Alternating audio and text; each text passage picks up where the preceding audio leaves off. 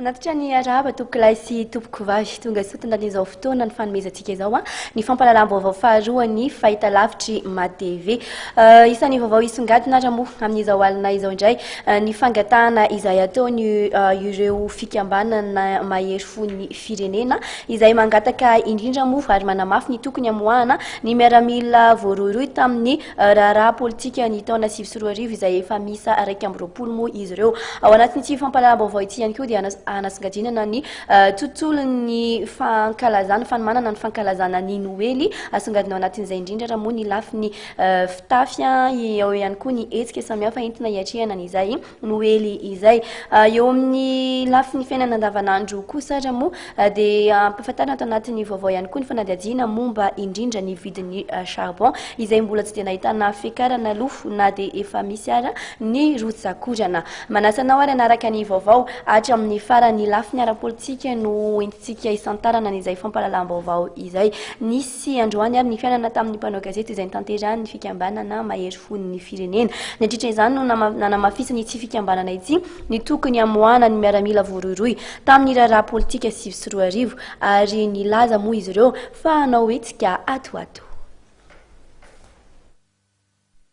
Manamafy ny tokony amoahana ny miaramila voaroiroy tamin'ny raharaha politika 2024 ny mahery fon'ny firenena everiny ity fikambanana ity fa tokony hivoaka mialohan'ny fifidianana ireo gadra politika ireo nambaran'ny filohany ary fa efa nisy hatrany ny feonana izay nataony tamin'ny tompon'andraikitra maefa eto amin'ny firenena saingy sy nohenoina ny feon'izy ireo anisan'ny efa nangatahana ohatra ny tokony anatanterahana dinga eo anivon'ny gouvernement hijerena manokana ny gadra politika. Etin'ity fikambanana ity manamafy ny fitakiny dia isy ny hetsika izay tanterahana izy ireo ao anatin'ny fametrahana ny brigade mobile izay ampahafantarana ny zava-misy momba ny raharaha izay mbola hitazomana am-ponja ireo mpitandrina filaminana tamin'ny raharaha 2024. Ny programa izay ataonay ato ny mahery fon'ny firenena 2024 dia manoloana indrindra ny mbola fitazomana am-ponja n'ireo gadra politika 2 dia tsy tafavoaka mihitsy ireo zany nefa zay mahita ary manana proof fa tsy mitombona ny fiampanganan'ireo dia manoloana zay tsy mahatafavoaka azy zany dia andraikitra izay nanapa-kevitra fa anangana an'le brigade mobile amin'ny mahery fon'ny firenena hitety amin'ny Madagasikara ampahafantatra ny vahoaka malagasy fa tsy rarina ary tsy mitombona ny fiampangana azy amin'ireo procès hitsarana azy ireo ka dia anetana izay ny vahoaka mba ampahafantatra azy hoe zany ny zavara-misy dia hitanay eo ny akon'izay satria hitety ny faritra indrindra misy an'ireo gadra politika ireo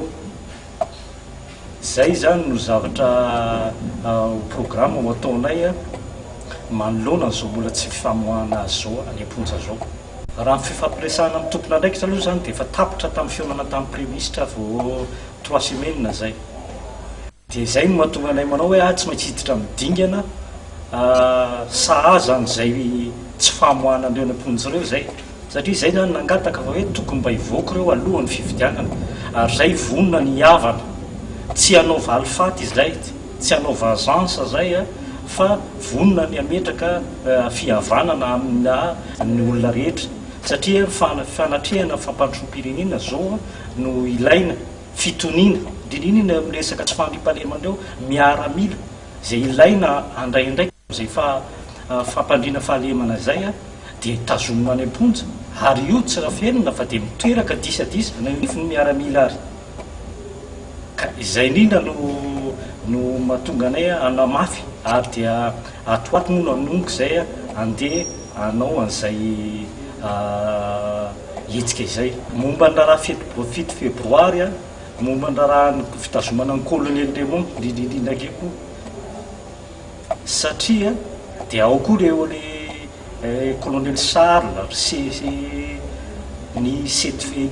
RFI ny affaire rasy misy affaire na bomba artisanal